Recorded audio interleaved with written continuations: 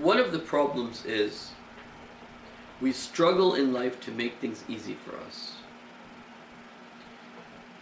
But the very concept that things must come to a point where they are easy for us is an incorrect assumption and notion about life. Generally, for life, Allah subhanahu wa ta'ala says in the Quran, لَقَدْ خَلَقْنَا الْإِنسَانَ فِي كَبَدٍ. We have created man in toil, in difficulty. لَقَدْ خَلَقْنَا الْإِنسَانَ فِي خُسْرٍ. We've created man in loss. And in general, life is struggle after struggle after struggle. You go through high school, you go through college, you get married, you have children, you become old, your body hurts. There's so many career issues, family issues that are happening in the drama of life at all times. So the very issue that we're struggling to make life easy, this is a misnomer and will probably be essentially not true for most human beings. And even though there are human beings that in their life they'll have 5, 6, 10 years of relatively easiness to what they had before, but usually if you notice such people, they usually had a lot of difficulty before they had such ease. We usually quote فَإِنَّ مَعَ الْعُسْرِ يُسْرًا, after every hardship is ease. That is specifically referring to something else, but in general you can take this to be in the case that we're mentioning, that after every hardship is ease. And if you notice, even when Ibrahim was told to build the Kaaba, where was he told to build the Kaaba? In the desert, a place where it would be so difficult for people to come. وَادِي غَيْرِ ذِي ذَرْعٍ, a valley with no agriculture, nothing, no reason for people to go there. This is what Ibrahim called it. Allah, you've chosen a place, وَادِي غَيْرِ ذِي ذَرْعٍ, you've chosen a valley, a place that has no agriculture. It's just like when the flower that's in the ground, that comes out of the ground, and it's very delicate when the flower comes out. You even touch it, the flowers can break, but it comes from the ground.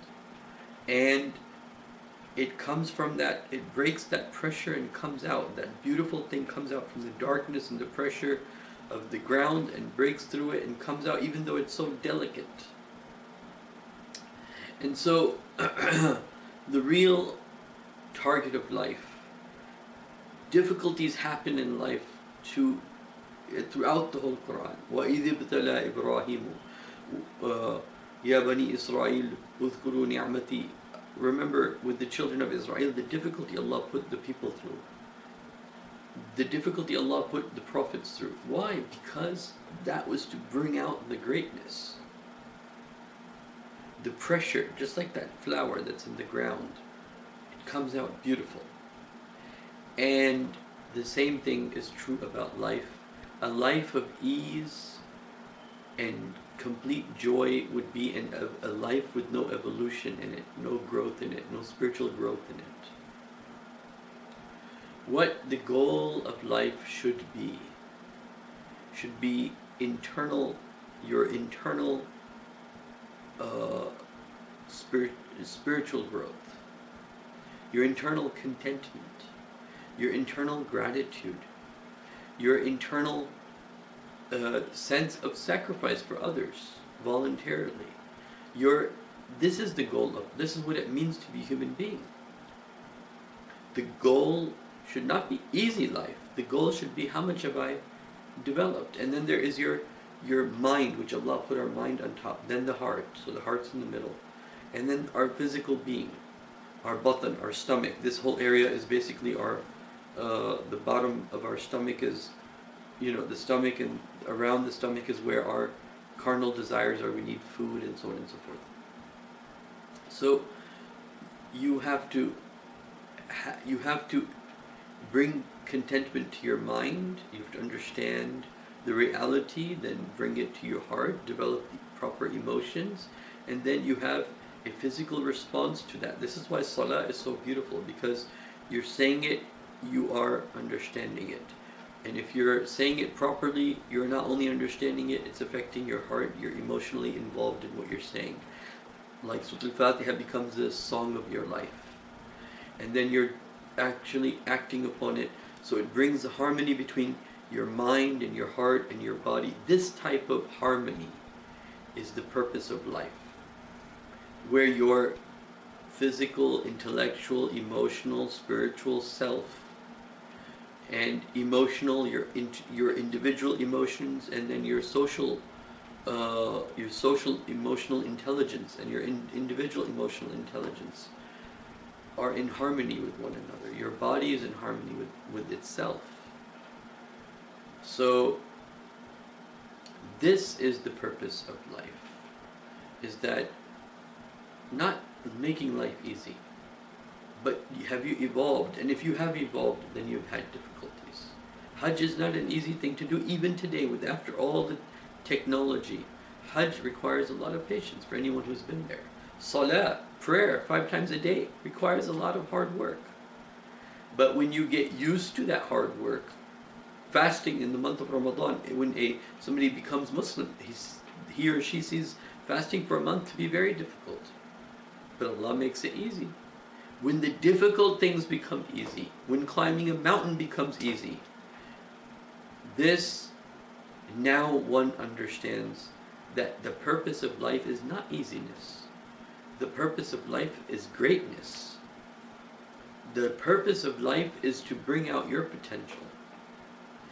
The purpose of life is to bring out your potential by having and putting obstacles in front of you. Why do we have problems? People, when we say, Ihdina Sirat al-Mustaqim, Allah, guide me to the straight path. Well, to learn that path, the straight path, you have to have obstacles. You have to grow.